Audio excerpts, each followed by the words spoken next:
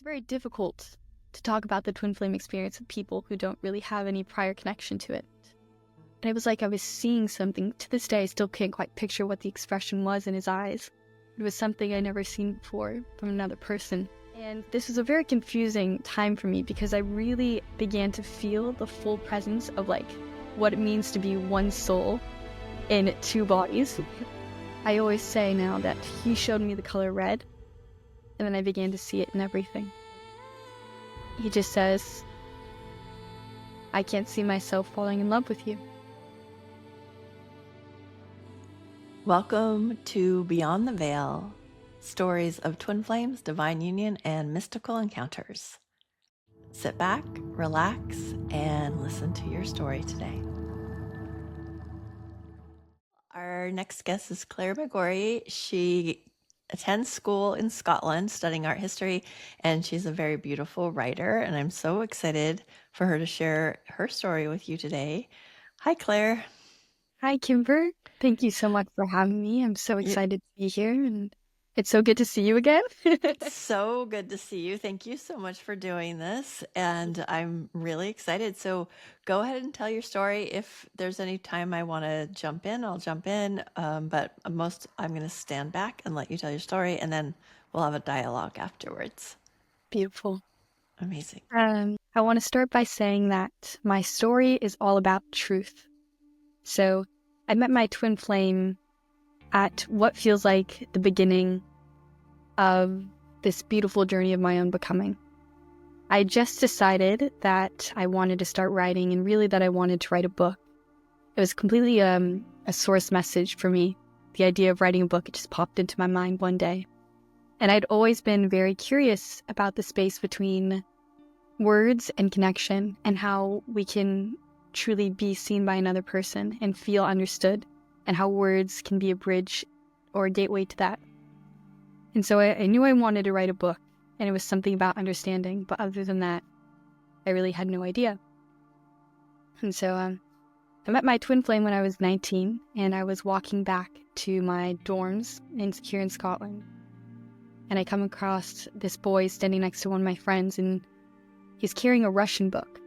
And I was considering switching out one of my classes to actually take Russian, and so I just decided to ask him about it, and we had this really short conversation, and I don't really remember much of what we talked about. But what I do remember is when I was walking back up the stairs to get to my room, I sort of realized I never asked what his name was, and then immediately replacing that thought was almost like so clear, it was almost like it was spoken to me.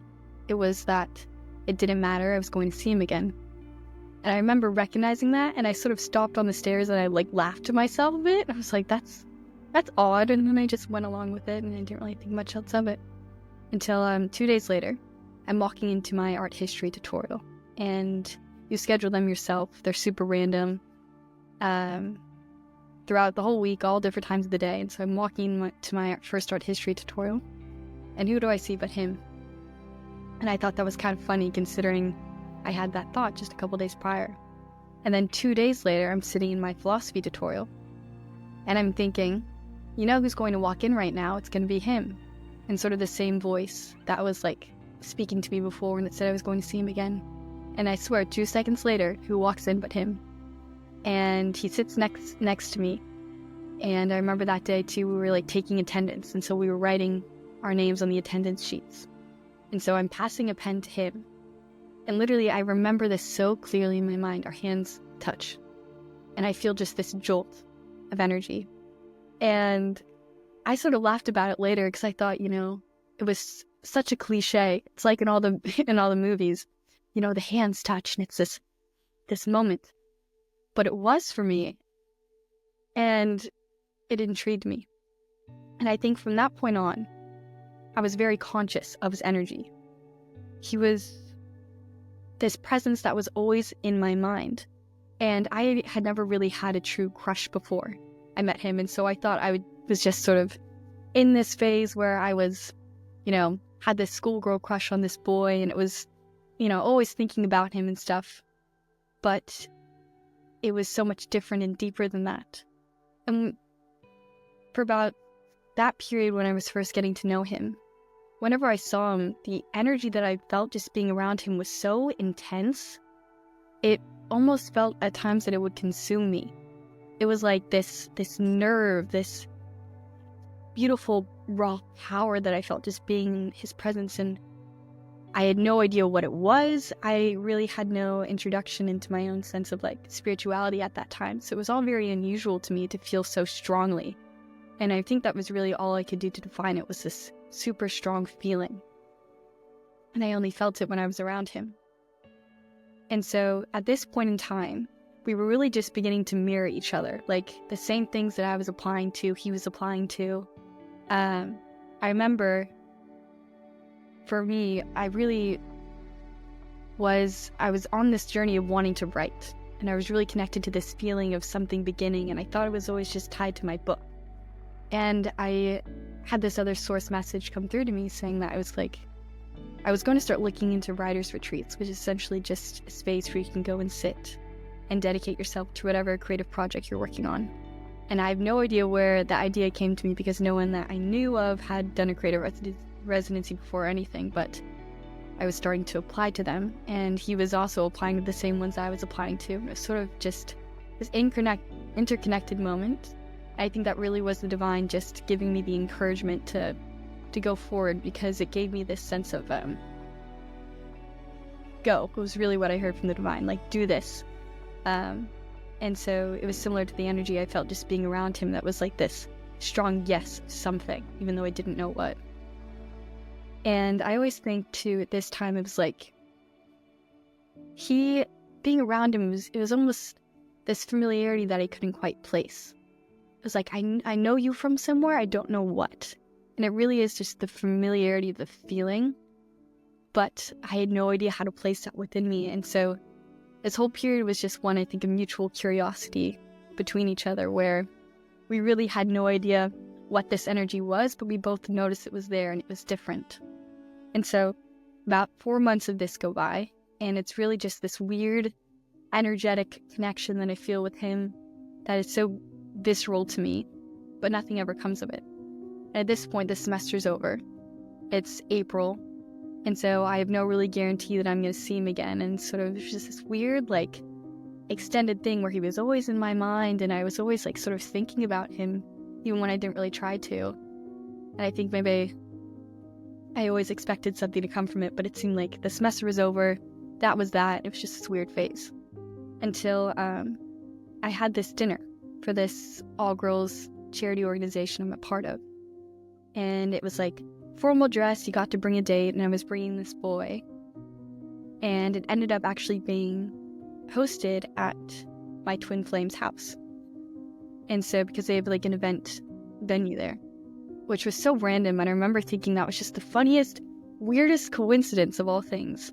And someone else from my charity organization was bringing him along, as well as a date. And so it was just this weird overlap. And so the whole night goes by, and I'm just having fun because I'm with all my friends. It's just this beautiful space, and I'm feeling really light. And at some point, he and I find each other, and he asks if I want to go for a cigarette. Tell him I don't smoke, but I'd like to go for a walk. And so we're walking along outside, and he ends up taking me into his house. And in his house, there's this really small, like, church space for prayer. And the walls and the ceilings are covered with these, like, beautiful fresco marks. I remember we were both just standing there, and we were looking at, like, the little imperfections, and we were both pointing out and saying how, like, that was our favorite part. And somehow we end up on a bench outside, and the whole party's in the distance, and we're just sitting there on this bench, just the two of us, watching it. And no one else is around. And I don't even remember what we talked about, but I do remember I asked him this question, which, growing up, I used to ask other people because I always was really interested in the space below the surface and deep connections. And so I would always ask people, tell me something about you that I don't know, and whatever level of honesty I'll match. And so I asked him that question. And I remember he said back to me, what I would have said if someone had asked me my own question. And that was the first time where I had this mirror experience. And it was so true to a thought that I had had so many times before that the exact words literally just melted away. And I remember sitting there thinking like, God, I wanted to remember exactly what he had said, but I couldn't because it was just like, that was my thought. And it was just sort of this about feeling more comfortable being on the outside looking in and sharing that in-between space. And that's where we were sitting on that bench. And at some point, he's kissing me. And I don't even know where I am, but I'm not here. It's like nothing I had ever felt before. It was so powerful. And it took every breath, every thought I had away. And then at some point, he's lifting me up and he's carrying me like bridal style. And we're just walking. We go up to his room, and I remember I cued the song Don't Let Me Down by the Beatles. And at some point, I look at him, and I'm holding his face in my hands. I'm just looking at him, and he has these like dilated eyes, and my hands are sort of just moving very softly on his face, and I just remember pausing for a moment. And it was like I was seeing something. To this day, I still can't quite picture what the expression was in his eyes. It was something I'd never seen before from another person. He really saw me, you know. And so I end up staying the night. And the whole night I can't sleep. The energy that I was feeling was so like active in me. I just couldn't sleep. I couldn't rest. And at some point in the night, I needed something. I think I needed like a tampon or something. And I asked him to go get me one, and he comes back in. And I started apologizing for some reason, because it was like 4 a.m, and I woke him up. And he just goes, Claire. He says my name. And I realized that in that moment, for the first time, we had never said each other's names to each other, ever. And like, always, it's his voice too that's such a powerful awakening within me. It holds such strong codes. And when he said my name, it was like, so strong. It almost like took my breath away. And I just remember thinking I never felt that way from another person before, just by saying my name, you know? Yeah, so I'm up the whole night. And the next morning, we're walking to the bus station, which is about 45 minutes away. And we're just taking this beautiful path through nature. And we're walking parallel to each other. And he's holding my heels. I don't really remember what we talked about. I do remember, though, along the way, we stopped because 2 deer crossed our path. And we get to the bus station, and I remember thinking, like, okay, what am I going to say? What am I going to say? I was so nervous because that night had felt like something beginning for me. Like I was remembering something. I never felt what I had felt with him before. And I remember thinking it was just meaningful, so meaningful, but I had no idea how to approach it. And so we're at the bus stop, the bus is coming, and in my head, to him, I go really quickly, I just say, I know I don't really know you, but I like spending time with you. Text me when you get back, because we had this space of vacation, and we were both going different places. I go, text me when you get back, and let's do something. And out of all the words I could have said, I said, I know I don't really know you, which even as I said them, I knew that wasn't true. Because with him, it had always felt like anything that I said, he had also understood in himself in his own way. And so words were such a secondary element. Because it's like, with him, it was always existed in that feeling state. And so I think it's so funny that I chose to say those very words. But I was afraid. I had no idea really what I felt. But I just knew that it meant something to me. And so now, we have 2 weeks off from school. And the first week, right after that night, I just get so sick. I'm so sick, I can't get out of bed. And it was like the weirdest like haze state. And I think it really was just my body reacting to all that energy that had come in. And then I end up going on this trip to Mallorca with 8 girls.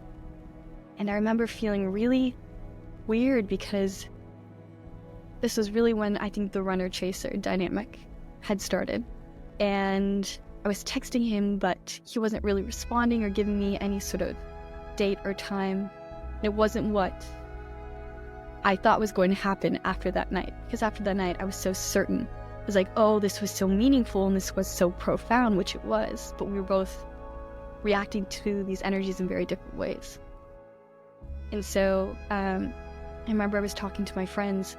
They were like, Claire, something's different about you. And I couldn't really say what, but I was like, that night changed. And the beautiful thing about Mallorca was there was also space. And that night really was with my twin flame. It was the start of my Kundalini awakening. And I always say now that he showed me the color red, and then I began to see it in everything. And the whole world began to sort of unravel in this beautiful feeling of love. And instead of that really nervous, anxious energy that I felt with him, it like almost dissolved in this beautiful sense of just like devotion and love and grace that for the first time I was really beginning to connect with from my heart space. So I was in Mallorca and I was just driving with the windows down in these cars with my hair wet, having just spent the whole day in the sun. And I just remember feeling such a profound sense of love to the moment and such a profound sense of feeling to life, which before that point, I had never felt before. I had lived very much in my head and very much detached from any sense of feeling, and so this was so new to me. But it felt like this beautiful path which unraveled. And so that seemed like the end of the road for him and I at that point. And I was beginning to be okay with that. But also there was this second inner knowing in me. I was like, anytime that I thought about that night, it's like I knew it meant something. I knew it meant something. And I never doubted it, even though he behaved a very different way. I knew it meant something very real and profound to both of us. And so the summer begins, and I think that really unfolded like my adventure. It was like the divine asking me, it was like, okay, you're ready now, go forward. So the whole world just unraveled in love. And Mallorca was just the beginning sensation of that. But I traveled for about 3.5 months on my own, mostly. And everywhere that I went, I felt like I was living with the divine. And at some point, the concept of a twin flame also came into, it was like a source message again, it came into my awareness. And I had a very egoic idea of what a twin flame relationship was. Yeah. But I did recognize that, I thought that he was one for me. And at this point as well, I really began to feel his presence within me. Like any place that I was traveling, it was like, even though I was alone, he would also be there. I remember there was this church in this really small town in Sicily that I was fond of. And I remember sitting in that church and I literally felt his eyes like looking through mine. He was there with me. He was there with me. And so even though I was traveling alone, I never really felt alone. In every song that I listened to, I like felt into the energetic connection that just was like a stream of love when I felt, him. And so I went on so many different adventures and life just became so beautiful.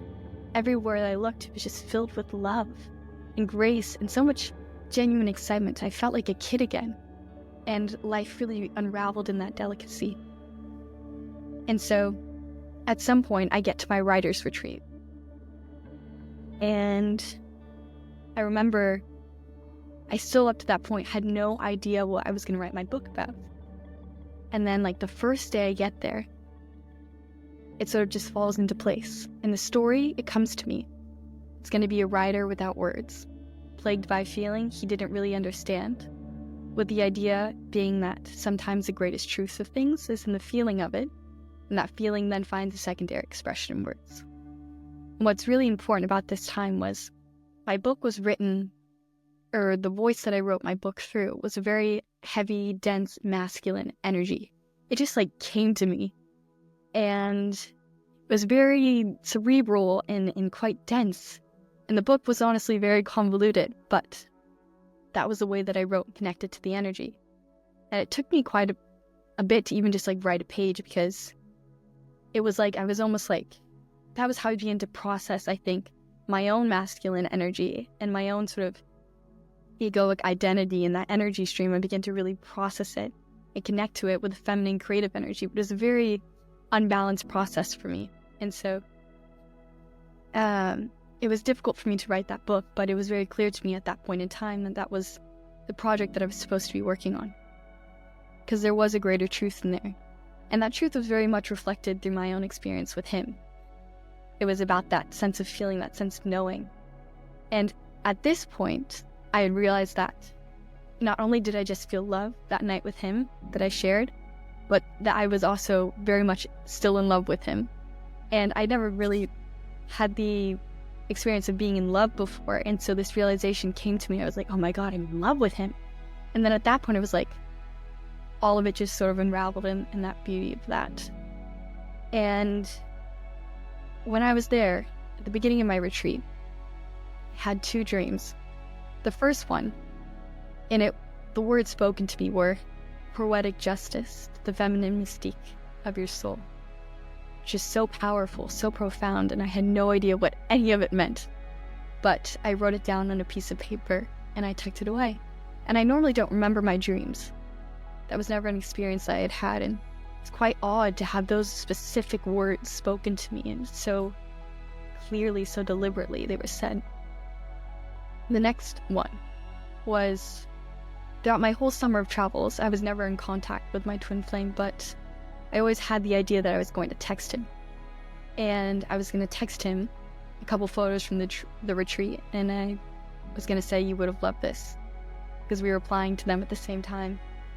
And so one day I wake up and I'm like, okay, it's time to send the text. And I go outside to meditate, because like I feel like the energetic calling within me, like it's time for the text. But I was sort of freaking out about it. And so I go to meditate and I sit outside, and then I just ask the divine, I'm like, okay, if it's time for me to send the text, when I walk in, show me the color red. So I walk back in to like the residency, I go through the artist studio, and the one painting that had been added, the one color that had been added to the painting was red. And so I send him the message. And he responds, but we have a really short conversation. And even though like I felt the truth of the connection within me, I was still looking for it in the responses that he would give me, and it didn't quite line up. And so I'm a bit confused.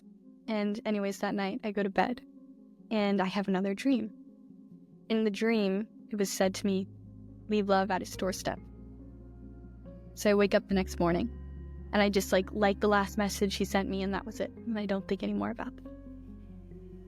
And so about 2 months go by, and it's August, and I have a reading by a friend, Marissa Diasimone. She does a reading for me. She tells me 2 things. The first is she recognized that I had this really strong feminine presence on my left-hand side, and I had no awareness of this before. But she was like, it was part of your soul contract to come down here to remember her early. That was part of it. And she goes, you guys have, she's like very, very protective of you. You guys like are so similar. You must have literally been like twins in another lifetime or something. And so she calls this energy, she says, okay, this energy wants to be called Rose. So she calls her Rose. The other thing that she does for me is she pulls like an oracle card for me, which I had never done or had any experience with. She pulls an oracle card for me, and it's the reunion. And I remember like I felt this whole siege of energy just stream through me. And I was like, immediately, of course, my mind goes to him. I'm like, oh my God, it's time. And so that happens. And then maybe a couple days later, I'm going to see a student play at the Edinburgh Fringe Festival, because some of my friends from St. Andrews are performing, and so I'm going out to support them. I picked this like one random day, and it's 9 a.m. and I'm at the train station, and there's one open bench. And so I sit down at the bench, and I pull out my journal, and I start writing. And there's this priest sitting next to me, and he interrupts me, And he goes, "Are you doing math?" And I laugh at him and I go, "No, I'm not doing math. I'm an artist. I can't do math for life." And somehow we start talking. And he tells me that he has spent his entire life studying the intersection of what some people call chance and what some people call providence.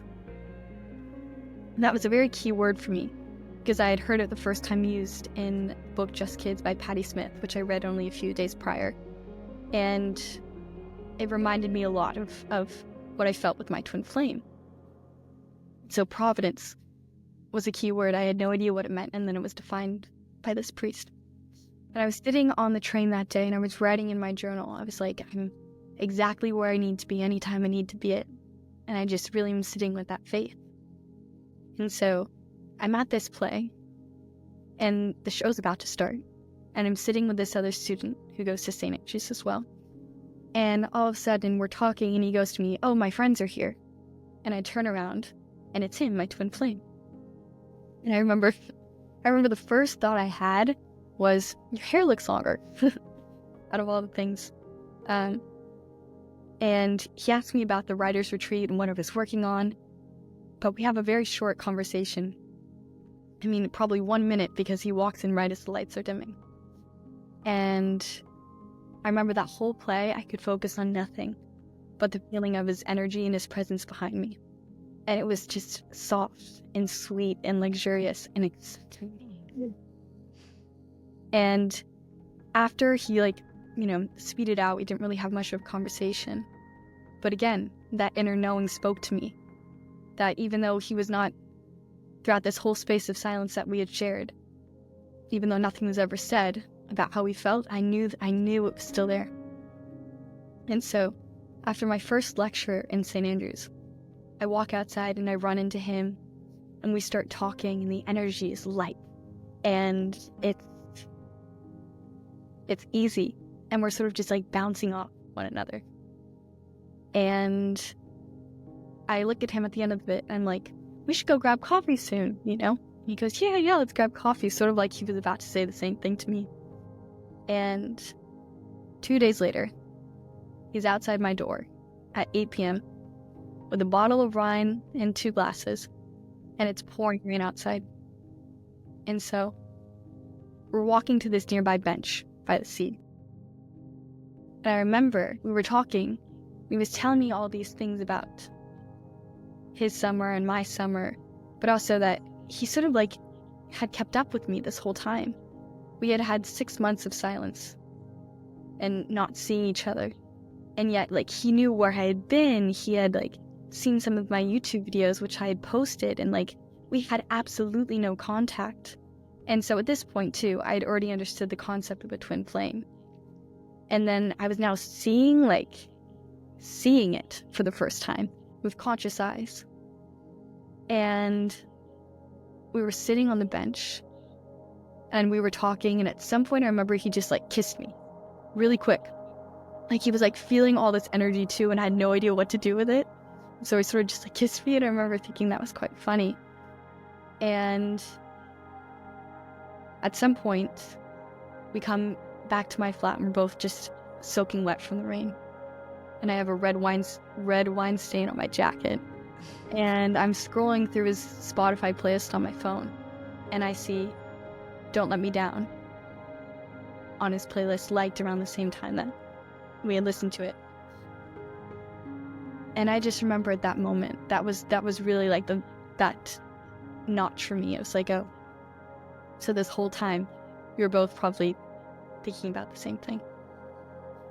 And I remember that night, he was holding my face in his hands, and he was running his hands, over my face, over my lips, over my mole, and it was just staring at me with these eyes.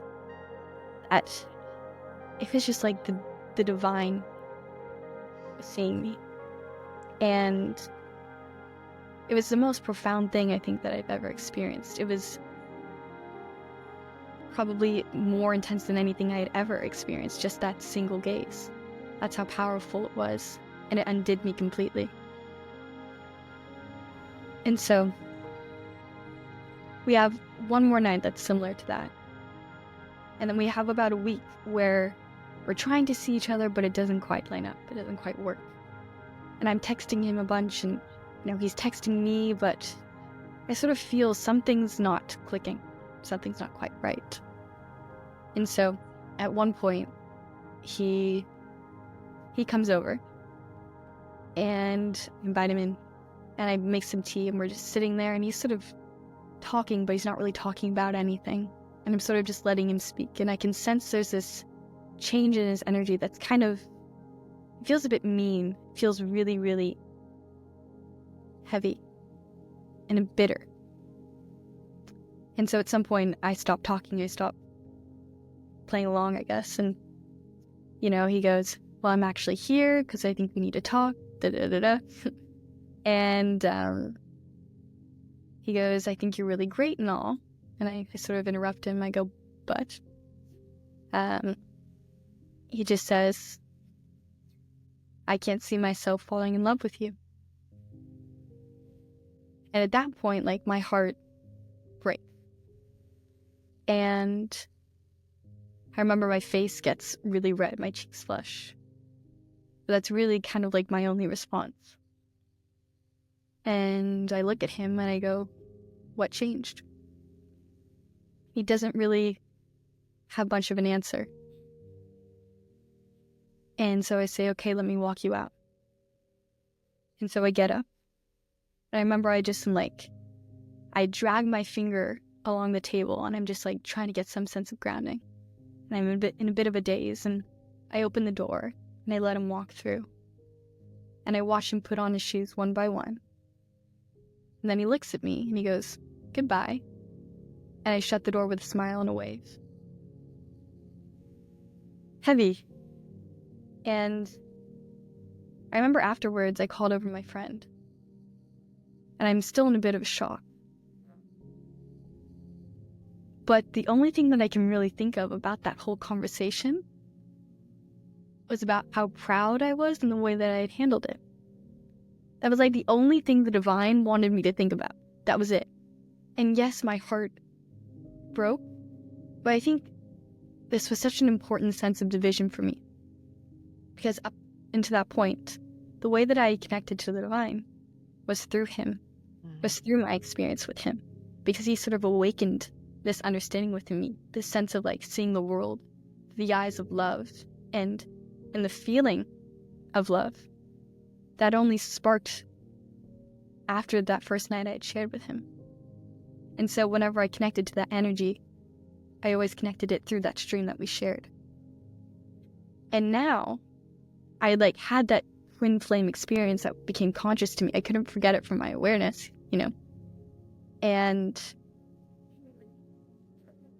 but at the same time, he chose to walk away.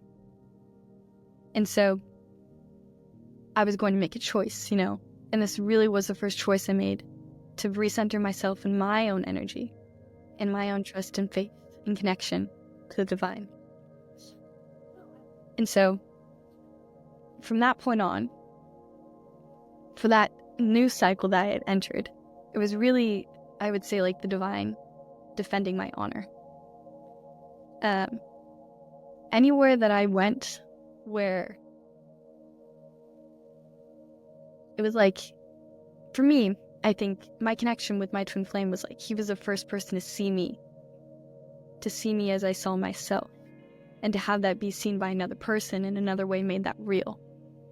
But then I entered this beautiful period where it's the divine was, I was very much embodying that wounded feminine energy, but the divine was showing me to step into that love, step into that and be strong in it, because nothing had happened between us before, me and my twin flame, before it ended, that ever gave any sort of sense that that was the direction it was going. It was very good. If anything, it was the most beautiful thing that I had ever experienced. And so it was coming back to that inner knowing of love, that truth of love, that truth, the connection, that then gave me my strength and gave me my power back. And this was a very confusing time for me, because I really began to feel the full presence of what it means to be one soul in two bodies. Because me and my twin flame, we're very close in proximity. St. Andrews is a 3 streets town. We also had incredible over 3 streets, and we have overlap with like our classes. And so, I mean, I'm always seeing him, running into him. But also, like, I really began to feel his grief and the sadness and the anger. And when I was grieving this, it was almost like I had to grieve it twice. Because first off, I would deal with my own energy, but then it would also be his. And the way that I like to describe, like, that twin, when it's knowing the difference between the two, it's almost like when you feel the warmth of the sun come down and shine on your face, you know, that warmth doesn't come from you, it comes from the sun, even though you still experience that warmth. And so it was learning, like, deepening into the actual truth of, like, twin flame energetic streams and what that means to live with it. And so for a while I was really confused because I was, like, waiting for him to, like, deal with his own energy, and that meant I wasn't dealing with mine. And so whenever he felt grief, I would just feel really disempowered because I was like, I have no idea how to deal with this, you know? And so at that point, a whole semester goes by where I'm beginning to embody my own connection to the divine, figuring out what that means, even though it's still very murky. And the enmeshment with my twin flame is still very much there. I had no idea really what my truth was in that experience. But I come home back to California, Los Angeles, where I'm from. I come home in December.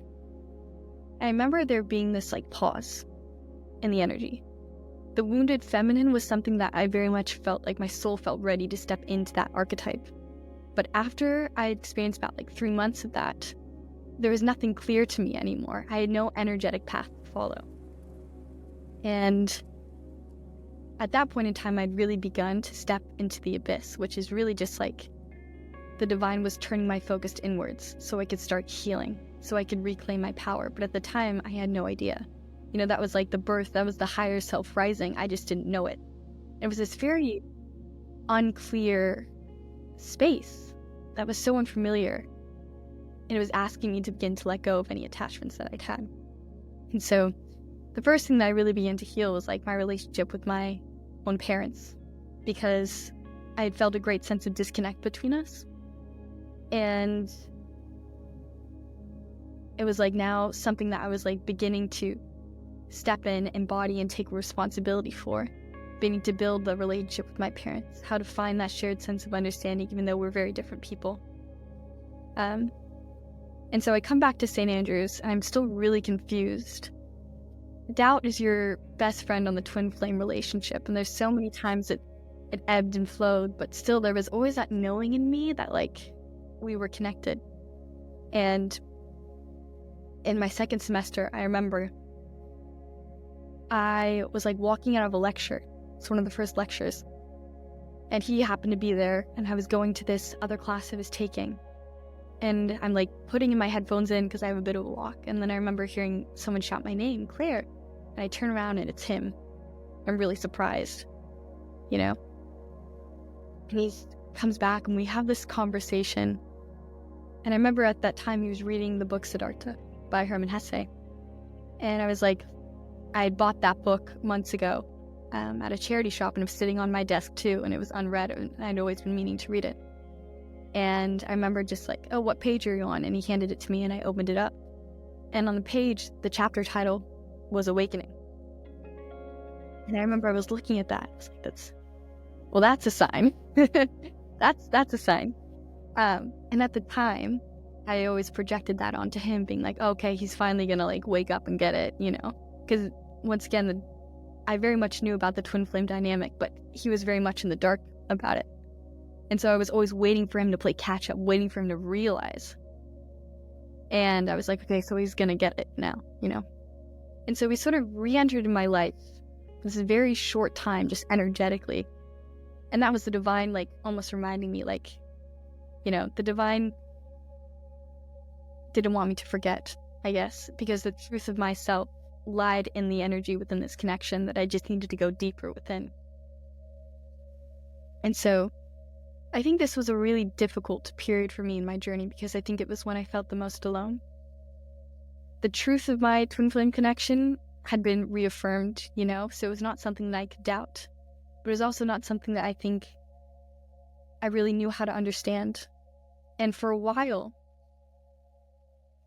I had no idea how to heal, because anytime that I felt like longing or pain, I would automatically associate it with him, and thought just because he didn't have the awareness of the connection, he had no idea like how to handle what he had felt. And so I felt really disempowered for a while, because I didn't realize that I could heal, that it was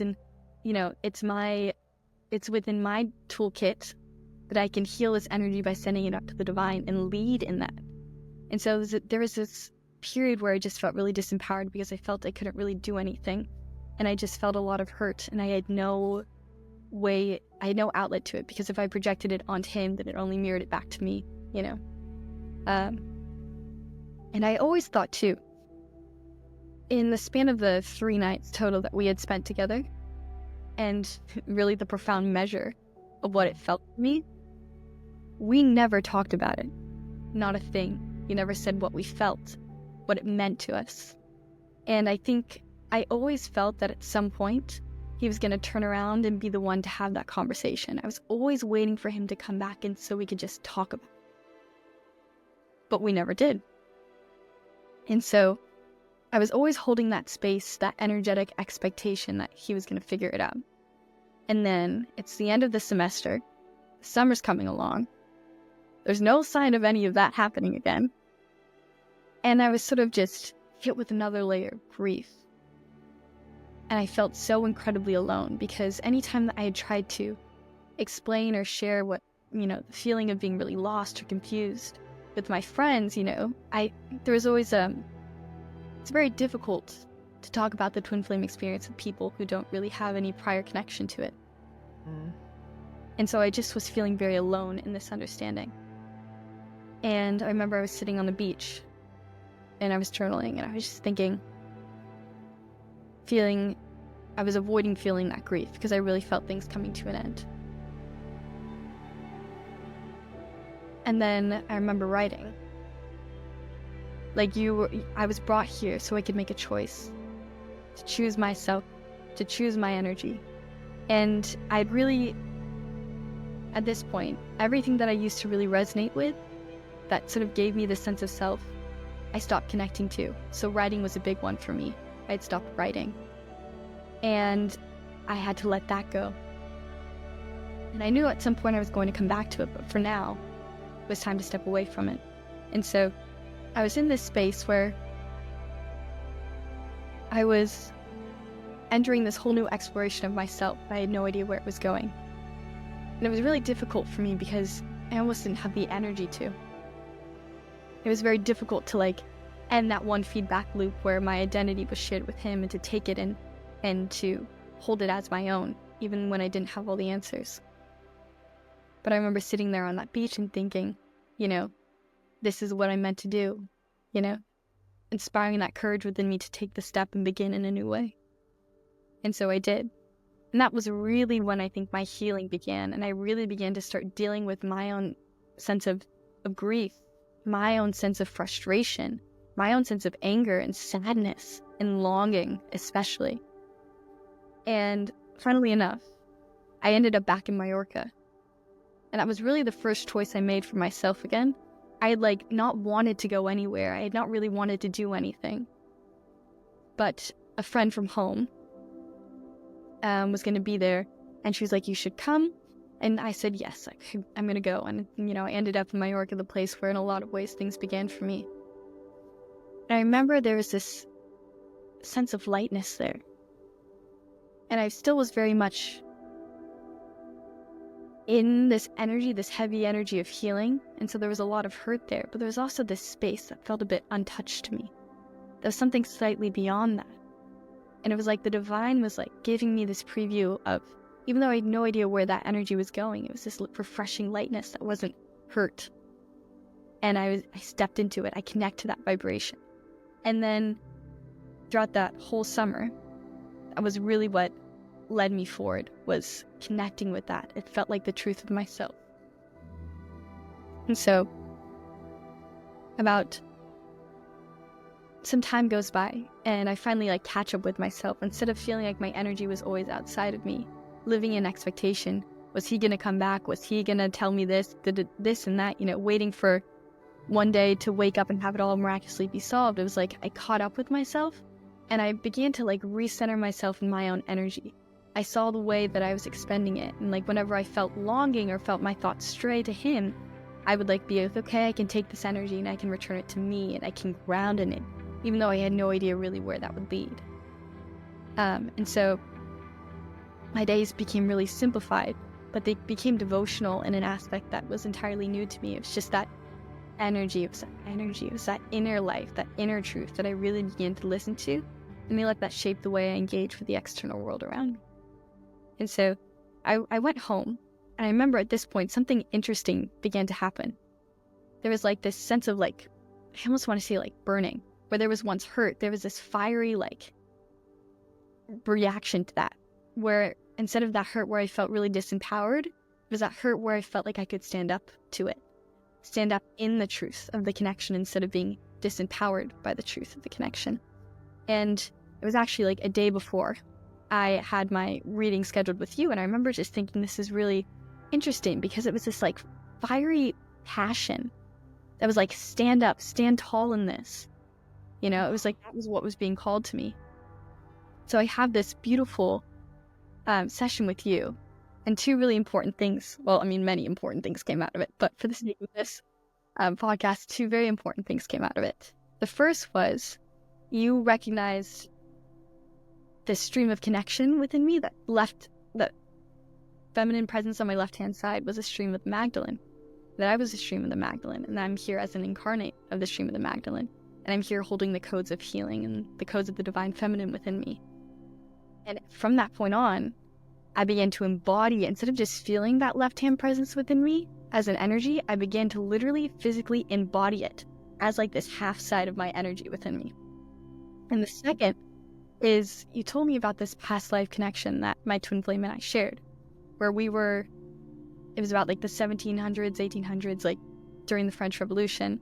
And we were both very in love with each other, but like he wanted to get married or something, and I said no because I wanted to do right by my dad, who didn't quite approve of that. And so at that point, you said that was a lifetime in which I chose to walk away, and his soul still carries the hurt of that. And it's funny because I forgot about that for a while, but it becomes important later, of course. And so I leave my hometown after this session with Kimber, and things really begin to open up for me because now I have like my twin flame in a different way. How do I explain this? The energetic connection that I have unfolds in a new, deeper, more spiritual layer. And what's so beautiful about the twin flame journey is that almost like the longer you're on it, the more it unfolds in this primordial nature, in this sacred nature. And so instead of all the ways in which we were egoically connected, there's this really deeper, profound spiritual truth, which holds the grounding of our connection. And I think after my session with you, when I became aware of myself as my own stream of energy and like really began to step forward into the truth of who I am and what I'm here to do, so did then my connection with him. It deepened in its layers. And so I'm at another creative retreat for writing, because writing is still sort of wound up in my purpose and my path forward as a way to share my truth. And I had stopped writing for a very long time. I'd stopped working on that project that I had worked on the summer before. I stopped resonating with it. And I'm at my retreat, and I spent like 2 weeks just like stream of consciousness writing. But I never looked back over what I had written till one day when I had probably about like 60 pages of just word vomit, essentially. I looked back and I realized there was a whole story there. And it was about this very feminine character written from a female voice this time instead of a masculine energy. It was a story about awakening and rediscovering life with those eyes of the beloved, with the eyes of love, and having that unfold into deeper and deeper layers of truth and connection.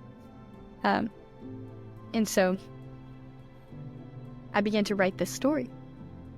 And writing is very much a way in which I connect to my higher energies, especially the streams of energies that I feel intertwined within me. And so there would be some days when I would be writing and I would notice it would veer off into this very masculine way of explaining things. Very similar to that first voice in which I started my first project. It would be very heavy and dense and cerebral, and it would be very much explaining things. And then some days it would go in the complete opposite way, and I would be writing in this feminine voice that would write everything in this rhythmical prose. Like, it would literally rhyme. And neither one of those was exactly, it was almost like Goldilocks, like, a little too hot, a little too cold. It was not quite right. But then some days that stream would merge. And it would be a mix between the two. And so for me, it was very much a visceral experience, because whenever my writing strayed one way, I would be in my masculine stream of energy, and the other I'd be in my feminine stream of energy. And it'd be about finding the balance and neutrality within it. And the other beautiful thing that happened at this retreat was I began to go really deep in my meditations, but I began to go in the energetic field, which I really hadn't accessed before. And so I began to embody the Magdalene stream within me. And I literally felt it clear through my chakras and then expand up into the chakras of the 12 path gateway. I would feel the energy literally break through and into these. And I felt this snake of energy swim up. And I would feel the pressure move and move and move until one day the stream just became clear, but only on one side of my body. The other side of my body, literally I would be in meditation and would feel like my left eye was open, but my right eye was closed. And so this whole side of my body was very much present, but that whole stream wasn't awakened yet on my right-hand side. It was so unique too, because it was so intuitive to me. I just knew what I was doing when I got in that space. I knew how to alchemize the energy. I knew how to move through it.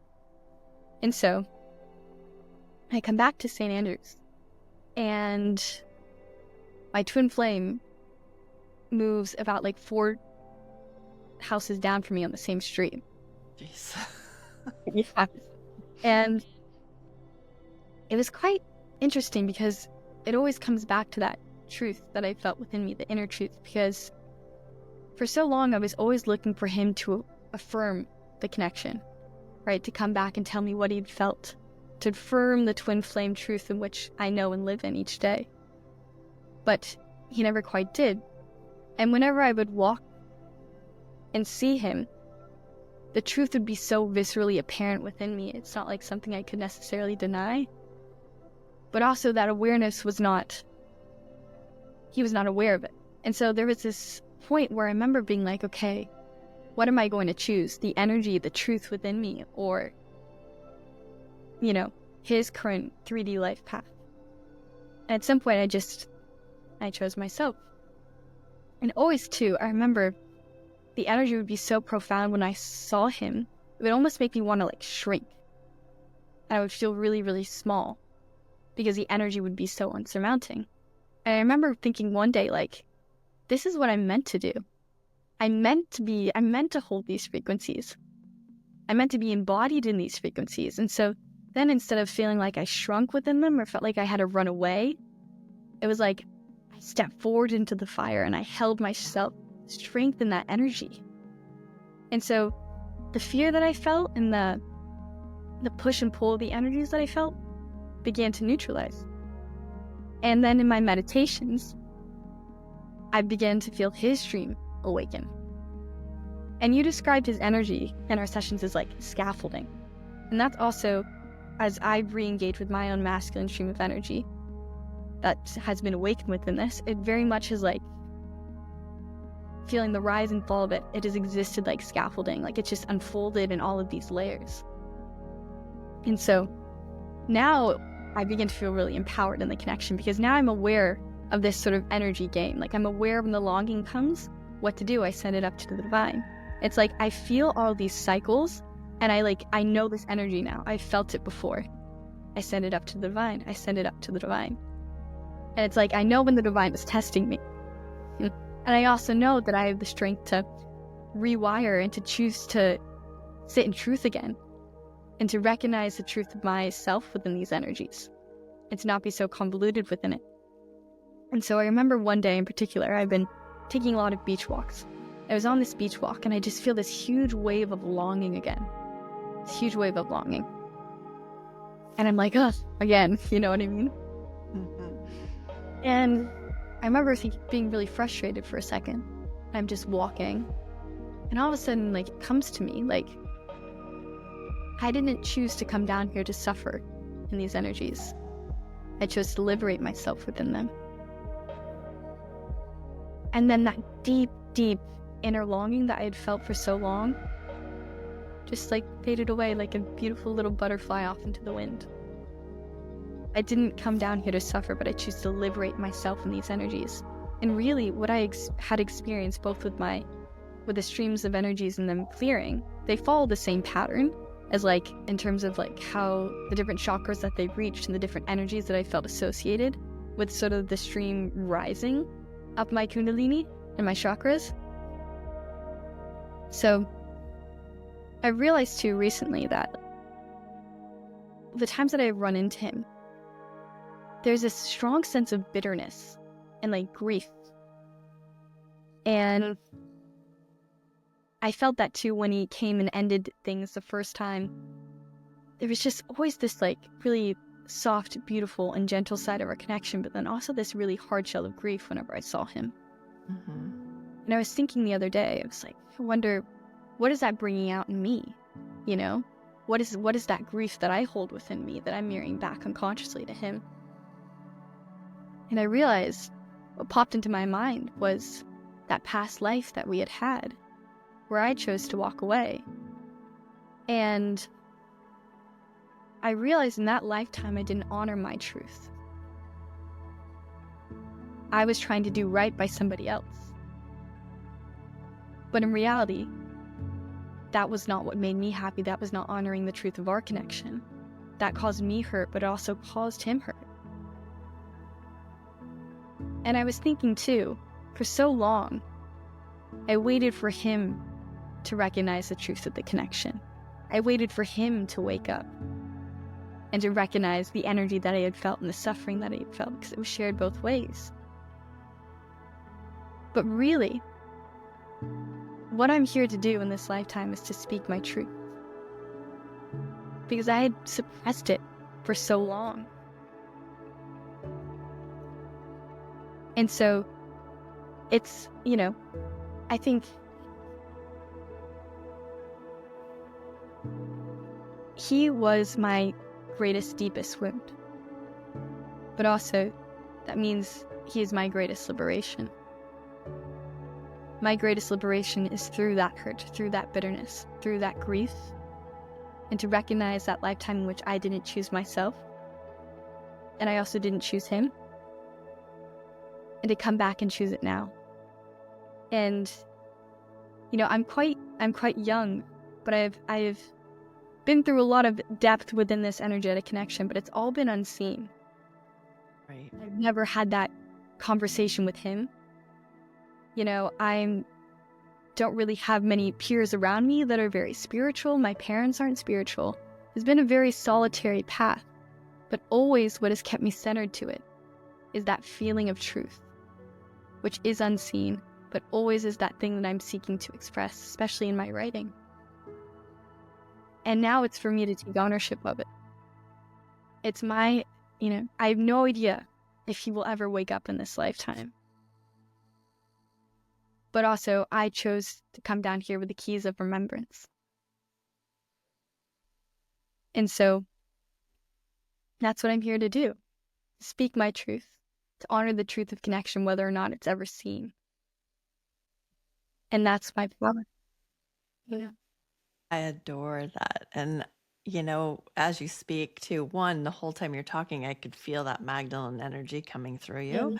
I kept recognizing it and I forgot I even said that. And I forgot all that part. And I was like, oh, when you said that, I was like, oh, yeah, I kept seeing it the whole time you were talking.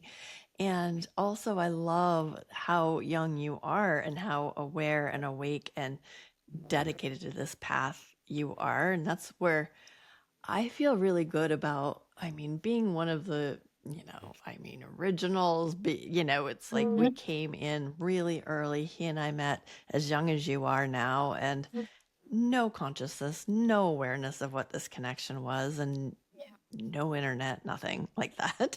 Mhm. Um, laying down that path. And so then those that come after have that awakening faster and understand the information so much deeper rather than taking, for me, it was like a 30-year process to really integrate it, maybe Yeah. 20 years, but it was a long time. But the fact that you're just already getting it now is just mind blowing and so beautiful of the way you keep going in and integrating and connecting to the divine with it and understanding what this path actually is Oh. outside of the distortion, because it's so easy to be distorted on this path and Mhm. confused, because it is. I loved how you said doubt is your best friend, because it is such an interesting, confusing path, and you go to self-realization to complete doubt and self-realization to complete doubt, Yeah.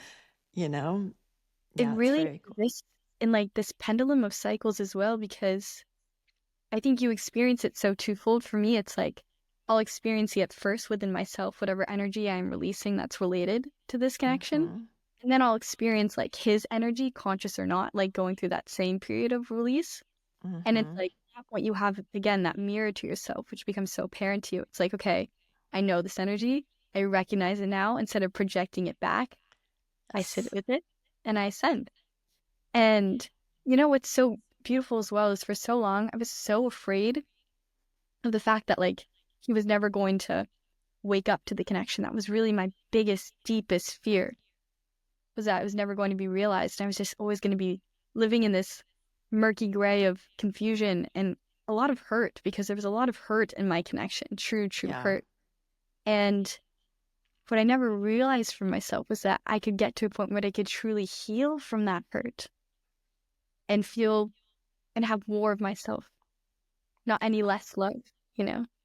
And the Mm-hmm. beautiful space as well is like now I feel like our streams of energy have reached a different sense of neutralization, and like I feel a lot of that love that has been lost come back, and it's softening again, you know, without any need for it to be anything. I adore that. I totally adore that. And I do understand when you said, there's this beautiful, profound love, but this thread of bitterness, because it just Mm. reminded me in my connection too. There was always a little bitterness, and I snap at him like, I'm so nice, honestly, like too nice. And I don't snap at people. I don't yell at my kids. I don't do any of that stuff. But for him, I always snapped at him. And it was so bizarre to me. I'd be like, why did I just snap at him? And I'm like, oh, it's a past life energy of me still holding on to that anger. And so it's still running through my body, if that makes sense. And the subconscious mind, it's really interesting when you're, part of this path is really waking up to your multidimensional self and Mhm. understanding that you are a multidimensional being having a multidimensional experience, and that these parallel timelines, you can say they're past life, but the way I see them are actually parallel lifetimes that bleed over, that are affecting this lifetime to heal that past wound. And that past wound sometimes comes in subconsciously in that connection. And it's so interesting to navigate, where you're like, why am I mad? And it's like, he didn't do anything. And then, it's a whole other layer of interesting energy when you're working with eons of energy between the two of you. But when you said, I like to see, a while back, maybe, I don't know, maybe it was like 6 or 7 years ago, a friend was going through an intense connections. It wasn't really a twin flame, but it was presenting as a twin flame energy. And I was channeling, and what came through was like the twin flame energy is a very third dimensional energy. It's push pull, it's light dark, it's pulling up all your shadows, it's mirroring all the things for the deep healing. And then you go up to a higher dimension, and it becomes the Sophia Christos. It becomes the Alpha, the Omega.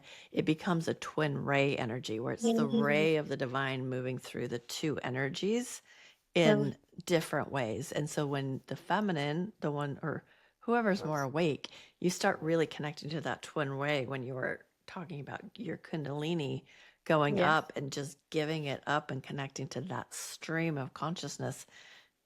That's beautiful that you knew to do that, and how you said give it up to the divine, give it up to the divine, because when people on this path say, what do I do?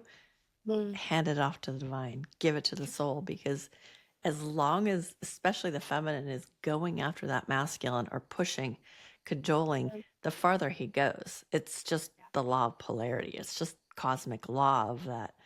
The feminine who receives, the masculine who gives, if the receiver starts giving, the masculine by design is going to go farther away. And, with their energy, also with the masculine, what I always like to say is when we have these profound connections and you come in and you had that kiss of the divine, like I even started crying when you were talking about your kiss, like tears started rolling out of my eyes, and I was like, oh, I remember that feeling so deeply of connecting to God through the physical body is so profound. But what happens is all of a sudden your empathic body comes online. You become more empathic. This whole energy field of psychic abilities, telepathic energies, feeling the other as if they're your own comes online. So whatever happens to the feminine also happens to the masculine. But if you remember the twin flame energy, same song, same soul frequency, but they act to life for circumstances in equal and opposite ways. And so we, as the feminine, act, oh my God, there's my beloved. Here we go. Here's God. And we're in this like bliss. Them, for the masculine, when their empathic body comes online, that's a foreign energy for them, because the feminine is used to being in her empathic body per, evolution. We, in the past, took care of the babies. We had friends. We talked. We took care of the home. Our empathic body was for survival attuned to know the feelings and the emotions of others. That was our survival mechanism. The masculine in the past or now go off to wars. They go off to wars. They have to protect the village. They were doing these masculine things where energetically it was not beneficial for survival to be empathic. Because if you feel the energy of your enemy as your own, you're going to get killed. And so what happens, it ignites within them this survival mechanism that suddenly their empathic body comes online, and not only are they feeling their own energy, but they're feeling yours in a profound way. And they're feeling the people that live with them, the people in their class, and they start feeling everyone's energy, and they're like, what the hell? I don't like this at all. And so they shut it down. And they usually reject or project on the one that awakened within that. And so it's like, oh, I can't fall in love with you because look what you make happen in me. So pushing it away, it's like, no, I'm not going to do this. And it's so confusing, but I think it is, like, in the end, I mean, don't you think it's that feminine awakening of reclamation of yourself in that stream of consciousness in order to bring the union? Yeah, for sure. So I love that. And how did you know it was a twin flame? Like, what was your knowing? Because I know there's a lot of people out there that don't understand the twin flame energy. This might be new. They might not be on the path or new on the path. How did you know? And I know it's a deep knowing, deep, that claircognizance. But if you could explain it to somebody who is like, well, what's different with this and a crush? Yeah. So for me, I didn't know for a long time, because for a while I really thought it was just this crush, and I was honestly quite annoyed at myself because I was like, why am I so affected by this boy I hardly know? I remember I was writing in my journals one time, I was like, he has literally not left my thoughts from like the moment we first met, which is such an unusual, surreal experience, because it's not even like you're constantly thinking about him. That is a part of it, but it's like you're literally a part of my brain. Subconsciously, you were always there. And so I really wrestled with that for a while. But I think when it became a twin flame connection, truthfully for me was when I began to like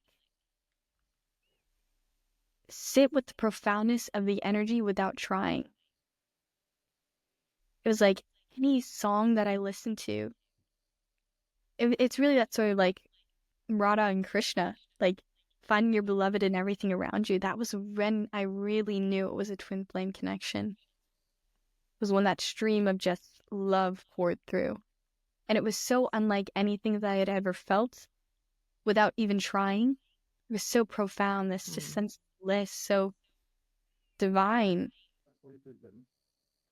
It's what's so funny with it as well is once you experience that, you can't forget it. Yeah.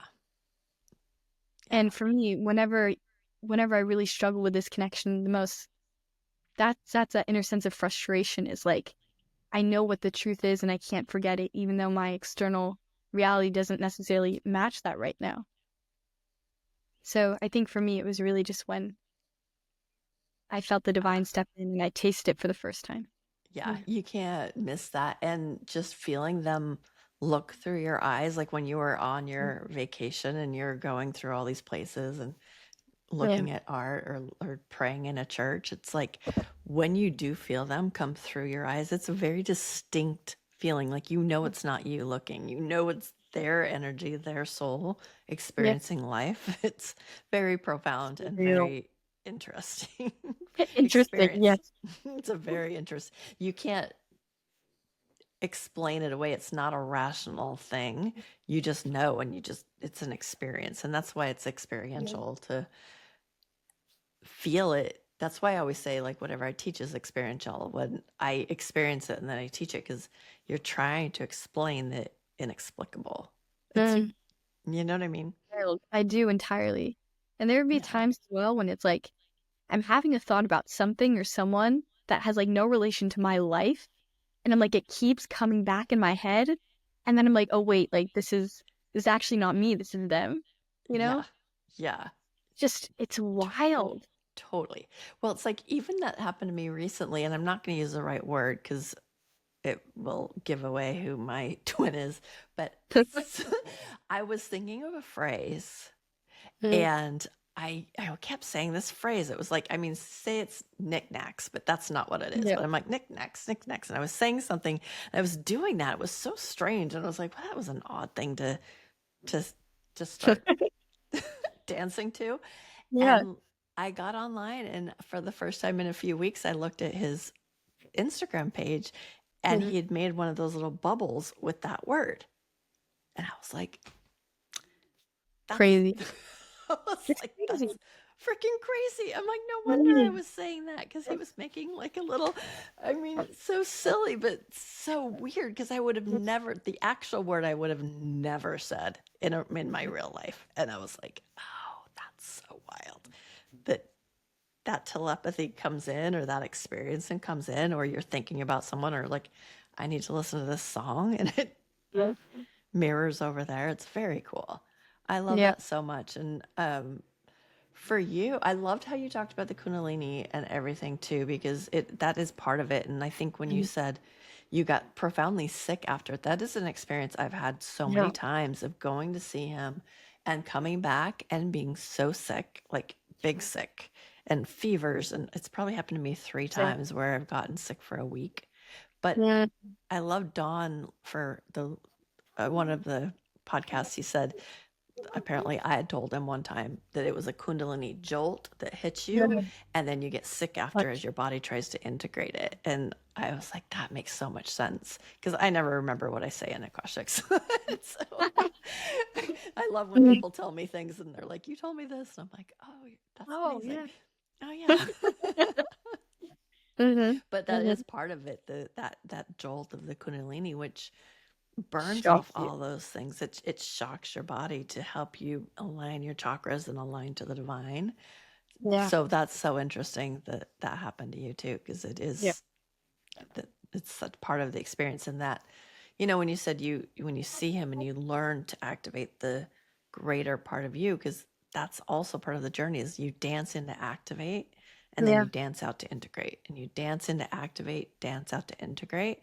So that's Yeah. part of the process. Like when you need the next upgrade, it's like, oh, then you'll go into his field, but then you Yeah. back out and you have to integrate the new energy, the new Yeah. frequencies, the new information, the new burning off of whatever grief. So it's Yeah. quite the profound experience. And I'm so happy that you got to experience so early and with so much consciousness and awareness and poetry. It's really Yeah. nice. I love so much, and I'm so honored to witness your experience and your integration.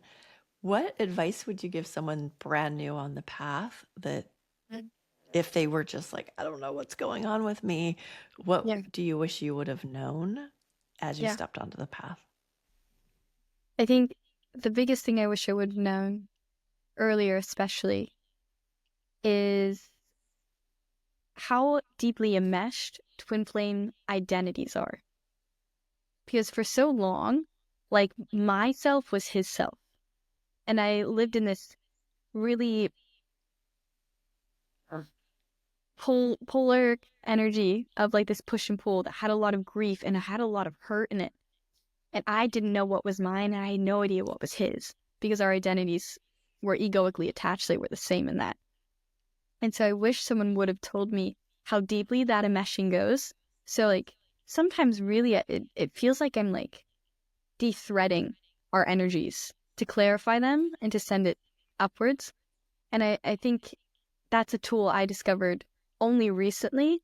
And it is Mm. just like completely exuberated and exacerbated like my own healing process and my clarification process. And so I think I just, if someone would have told me that earlier, that would have been so helpful. Just so I could be like, okay, wait, yes, now I know that I can take this energy and I can do something with it. Because really, that's when the connection takes on this beautiful, mystical, divine sense again. That's when really I connected with the divinity of it. Because for so long, it was just something that had caused me a lot of hurt. But then when I Yeah. realized I could be empowered in that, and I knew what to do with that, and have it strengthen me, pull me into the truth of myself, which is really what it's here to do, then everything Yes. changed. Ah, so beautiful. So Yeah. beautiful. Yeah, I agreed, fully agreed. Oh my gosh, thank you so much. And I Yeah. can't wait to see what you write and whatever book you put forth into the world that's connected Yay. to this path, because I know it'll be so beautiful. And I'm just happy to know you and witness this. So thank you for doing this. And Thank you yeah, so much for having me. Thank you're you for so, being a mentor oh, and for you're holding the so, space for all of us to share stories because it is so profound and oh, important. And and last quick thing, I love how connected all the feminines feel. Don't you feel like when you hear yeah. the other stories or the other feminines, it's like, oh, I have a deep resonance with you, if that makes I sense. so I listened to Eva's story, and afterwards I was just crying. And I sent her this message, and I'm like trying to get through it, and my voice is cracking up, and I'm like, and she sent me the most beautiful message back. She's like, we all need to stick together in this, and it just touched my soul so completely, and it also has this beautiful spiritual sense of solidarity that just transcends. It's like this is what's calling us forward. This is that new age. This is the feminine rising, and like I almost like Mhm. see us in my mind's eye, like holding hands and being I like do too. stepping into it. Like we're here. Yeah, I do too. I see the same thing. It's like, let's do this. Here we are. Yeah. Amazing. So much love to you, and So thank you much love so to you. much. Thank you. Thank you for watching Beyond the Veil. Please like, subscribe, and share so we can grow our channel. If you have a story you would like to share, please email nandipresents@gmail.com. If you're interested in classes or personal sessions, please visit nandi.co, Nandi.co, and have a magical day.